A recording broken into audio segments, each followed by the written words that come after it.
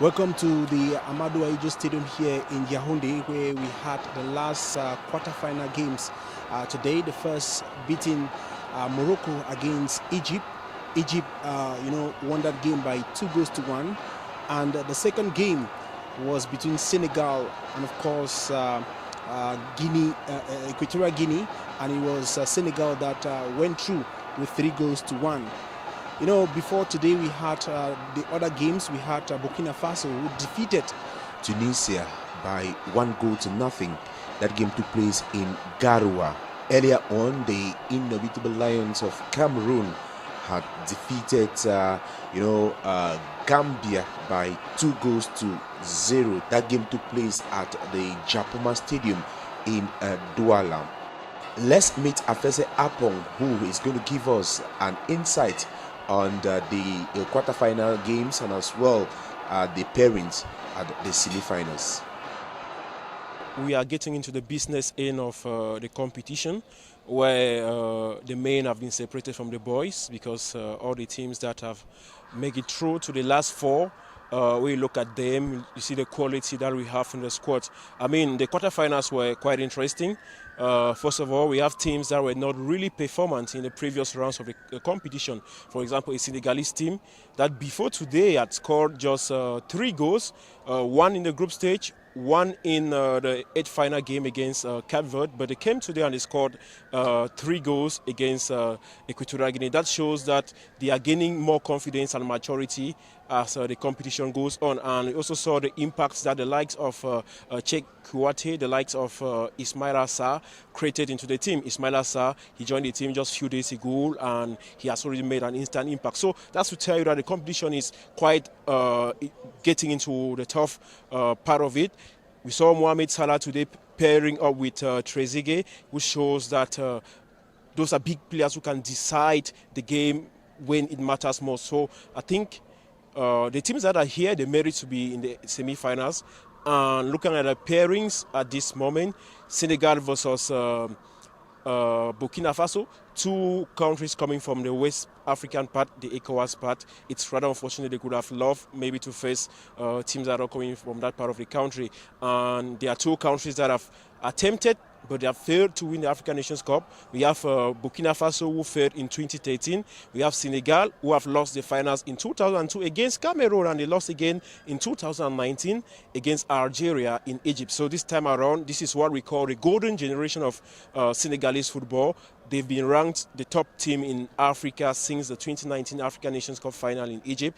And this generation of Benjamin Mendy, Sadio Mane, Cheikh Kouyaté, Captain Kalidou Koulibaly, they won't want to go without winning the trophy, just like Diouf and the rest did in the year 2002. So I think it's going to be a tough game. Just like when you look at the Burkina Faso side, we have the likes of Dango Ouattara, the likes of Bertrand Traoré. They want to win the competition, not to talk of goalkeeper Hervé Kofi, who have been a regular in the team. Now, Cameroon versus Egypt is a deja vu. It's a game that we all know how it's always animated. The 2 sides, the 2 teams that have the highest number of AFCONs. I think when you join the number of AFCONs that Cameroon and Egypt have, it's going to give you a total of 12. I mean, 7 for Egypt, 5 for Cameroon. Those are 2 heavyweights in African football. It's rather unfortunate that the 2 sides are meeting at the semi-finals. That's a game that could have been much of a closing event for the competition, but it's going to be a decider. The last time the 2 sides meet was in 2017 in Gabon. Cameroon came out victorious. Vincent Boubacar scored.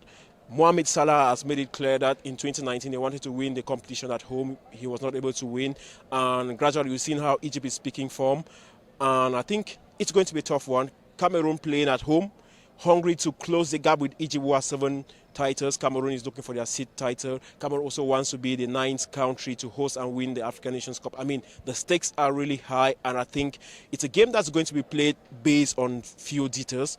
The country, the team that's going to be resilient at the back, stay solid, and concretize the few actions they have going up front, I think they are going to win the game. So it's really an interesting part of the competition, and we are definitely going to have the 2 best teams that made it to be at the finals.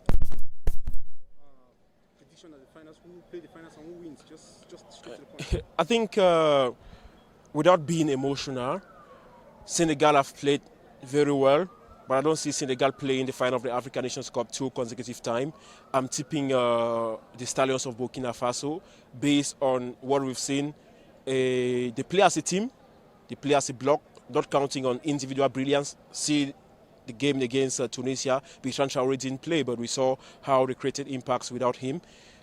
Cameroon, playing at home, definitely going to benefit from the home advantage. It's true that they're playing Egypt, who has been a nightmare to Cameroon for quite a long period of time, but I believe that we are going to see a final between Cameroon and Burkina Faso come the 6th of February. Who wins? That is a tough one to decide, but if we want to go by the home support, I might add my voice to that of the coach of Gambia. Said his team lost against the new champions of Africa, and I think it's time for Cameroon to win their 6th continental crown. That was Afeseh Apong. He is a wonderful sport analyst, and of course he's giving us his prediction for the final game. And his heart was so tilted for the host nation Cameroon to win the competition, not being emotional too. That is exactly what most of us will wish to have, covering this 33rd edition. Thank you for watching, and stay tuned. Make sure you subscribe. AFCON 2021 updates on GP Media.